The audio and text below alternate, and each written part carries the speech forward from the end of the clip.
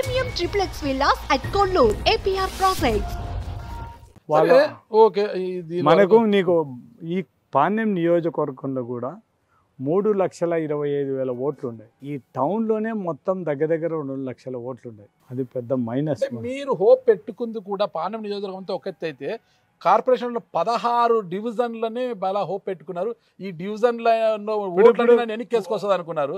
కానీ మీకు ఒకటి చెప్తాను, మీకు ఒకటి అర్థం కావడంలే. ప్రతి ఇప్పుడు నేను వీళ్ళు ఉండరు.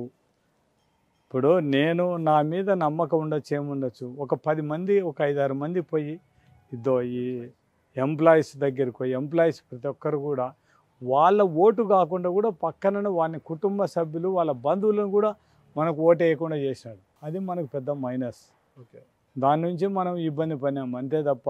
దాంతోపాటు తెలుగుదేశం వాళ్ళు మాత్రం వీళ్ళందరూ కూడా కూటమి.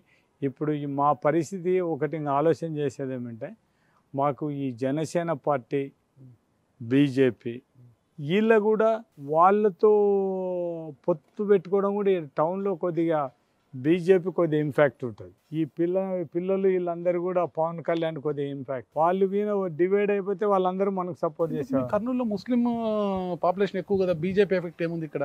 ఏంది బీజేపీ వాళ్ళు కూడా వేసినారు, ఏం చేస్తాం. ముస్లిమ్స్ కూడా వాళ్ళు ఏంటో అట్ట కాదు, మా మీద అంత వ్యతిరేక కాదు. పిల్లలకు 15,000 ఆ ఎఫెక్ట్ బాగా పనిచేసింది. ముస్లిం ఇంటే 5 మంది పిల్లలు ఉంటారు. ఇంకా వాళ్ళకు వాళ్ళు అభ్యర్థి నిలబడ్డాడు కదా టౌన్ లో. డబ్బులు నీకు ఒకటి, ఇప్పుడు మమ్మల్ని ఎవరిని చూడలేదు. జగన్మోహన్ రెడ్డి గారిని మా ప్రభుత్వం వస్తే, చంద్రబాబు వస్తేనే ఉంటేనే తప్ప మాకు వస్తాయి, లేకుంటే రావని ఉద్దేశంతో చేశారు. వీళ్ళు గెలిస్తే మళ్ళీ ఇబ్బంది అయిపోతుంది, మళ్ళీ మనకు రాకుండా పోతాయి అంతే. మీరు ఎమ్మెల్యేగా ఉన్న 5 ఏళ్లలో భూ కబ్జాలపై మీ పైన విపరీతమైన ఆరోపణలు వచ్చాయి. కాలువ బొగ్గ దగ్గర సిమెంట్ ఫ్యాక్టరీ వాళ్ళ దగ్గర స్థలం తీసుకున్నారు.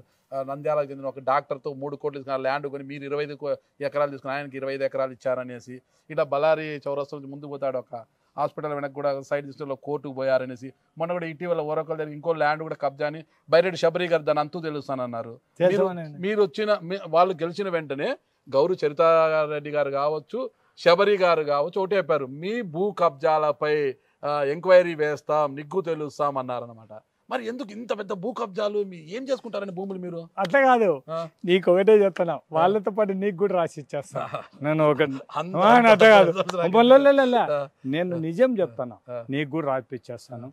నువ్వు కూడా మీడియా నీ చేతిలో ఉంది. నా చేతిలో మీడియా, రిపోర్టర్ నా చేతిలో. సుమన్ టీవీ నువ్వు రిపోర్టర్, సీనియర్ జర్నలిస్ట్. నువ్వు ఎట్లా మీరు కొత్తగా స్టార్ట్ చేశాను నంద్యాలలో, మీకు డబ్బులు అవసరం, నావన్నీ మొత్తం వాళ్ళ దగ్గరికి పోయి సర్వే నెంబర్లో ఇప్పించుకొచ్చుకో. మొత్తం అంతా ఎవరి పేట ఉన్నాయో చూసాయి. అవి నా పేట ఉంటే ఒక కాలు బుగ్గది నేను కాదు కొనేది, వేరే వాడు సుబ్బారెడ్డి అని కొనంటే నా ప్రధాన పెట్టారని ఆరోపణ. ఆడ మంచి ఫామ్ హౌస్ కట్టుకున్నారు మీరు, అప్పుడప్పుడు వెళ్ళి హ్యాపీగా ఉంటారు అక్కడ అనేసి. మీరు ఎవ్వరు కూడా నా బినామీ అయితే బీజేపీలు ఎందుకుంటారు నా ఎమ్మడి రాకుండా మీకు ఇప్పుడు అది ఒక్కటి. నేను 4 ఎకరాల 90 సెంట్లు ఎంతో, అది నా పేట, మా కొడుకు పేట రిజిస్ట్రేషన్ చేయించుకున్నాను తప్ప ఇంకా ఏదో చెప్తున్నారు, ఏదో ఇంకా ఇక్కడ అని. వాళ్ళు పాపం ఈదిగా ఈడ సురక్ష హాస్పిటల్ ఎదురుగా నా స్థలం అని చెప్పినారు. నేను అన్నీ కూడా వీళ్ళందరూ ఇవన్నీ మాట్లాడితే నిజంగా నా పేట ఉన్నాయేమో, లేకుంటే ఎవరైనా నా పేట బినామీ పేర్లు రాపించినారేమో ఏమన్నా నాకు తెలియకుండా అనే ఉద్దేశంతోనే నేను సమాచార చట్టం హక్కు కింద పెట్టి అన్నీ తీసేసుకుని ఆ భూములు ఎవరు పెట్టండి ఒక్కసారి ఇవ్వండి అని. ఈరోజు రాజకీయ నాయకులు ఎవరైనా కూడా భూములు వాళ్ళ పేరు మీద పెట్టుకుంటారు. ఇప్పుడు బినామీలు, అటెండర్లు, డ్రైవర్లు వాళ్ళ పేరు మీద పెట్టారు. రైట్. నేను వీటికి 2009లో వచ్చినాను పాణ్యం నియోజకవర్గం డీలిమిటేషన్. అంతకుముందు వేరే వాళ్ళ రిజిస్ట్రేషన్ రాంభూపాలెడ్డికి ఏం సంబంధం చెప్పు?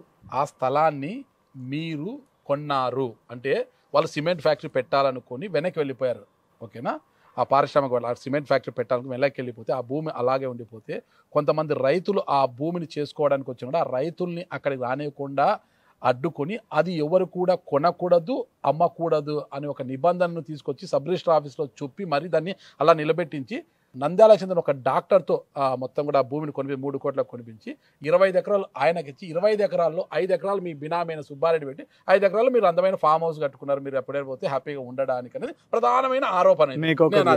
మీకు ఒకటి చెప్తాను రా, మీకు వాళ్ళకు మాట్లాడేటోళ్ళకు తెలియని విషయం, అది సిమెంట్ ఫ్యాక్టరీ వాళ్ళు వేసినారు, వాళ్ళు డిఫాల్టర్ అయిపోయినారు, యాక్షన్ వేసుకున్నారు. నేను 2-3 రైతుల కోసము నేను రాకముందే వాళ్ళు, నేను ఇక్కడ కర్నూలుకి రాకముందే వాళ్ళు కొనేసుకున్నారు.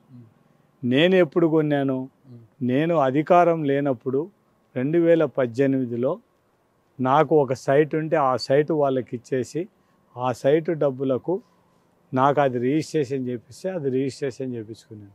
అంతే తప్ప నాకు అంతకుముందు వాళ్ళు కొనేది కానీ డాక్టర్ దాంట్లో డాక్టర్ మసూద్ అని బోర్డు చూసినాను తప్ప ఆయన కొనేది కూడా మసూద్ అని నాకు తెలియని కూడా తెలుసు. నీకు ఫామ్ హౌస్ అంటే రాంభూపాలెడ్డి, నీకు రాంభూపాలెడ్డి అనే వ్యక్తి మామూలుగానే అబద్ధం చెప్పాడు. నేను దీక్షలో ఉండి అబద్ధం చెప్పే ప్రసక్తే లేదు. నేను అట్లా కాదు, దీక్షలో ఉండి అబద్ధం.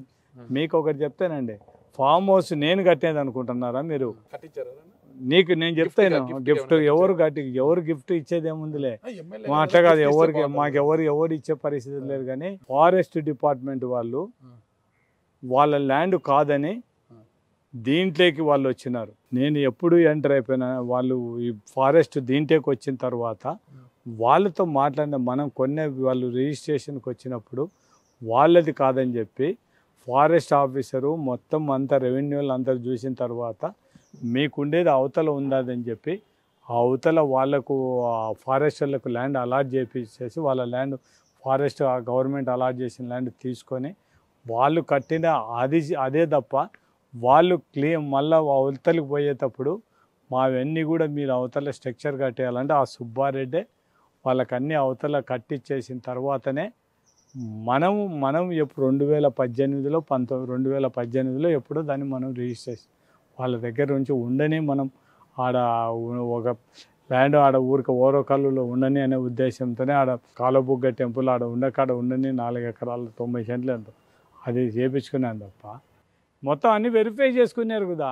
అంటే ఆ 4 ఎకరాల 9 సెంట్లు కొన్ని చేయించుకున్నారా, నా గిఫ్ట్గా వచ్చారా? డాక్టర్ కావచ్చు, సుబ్బారెడ్డి కావచ్చు, ఎవరన్నా మీరు మాలలో ఉన్నారు, నాకు వాస్తవం చెప్పండి. మీ 5 ఏళ్ల పరిపాలనలో ఎక్కడా కానీ మీరు కానీ మీ అనుచరులు కానీ ఒక సెంటు భూమి కూడా కబ్జా చేయలేదా? నేను నా రాంభూపాలెడ్డి అనే వ్యక్తిగా నేను ఎవరు కూడా చేయలేదు. నాకు తెలియకుండా ఏమన్నా చేసింటే నా దృష్టికి వచ్చినట్టు మాత్రం చాలా వరకు వాళ్ళకి చిటుక్కుమంటే తెలుస్తుంది. నేను పెద్దగా మాకు పొద్దున్న లేచి గడప తిరగడానికే టైం అయిపోయింది 3 సార్లు. సుమన్ టీవీలో మీ పర్సనల్ అండ్ బిజినెస్ ప్రమోషన్స్ కోసం కింది నెంబర్కి కాంటాక్ట్ చేయండి.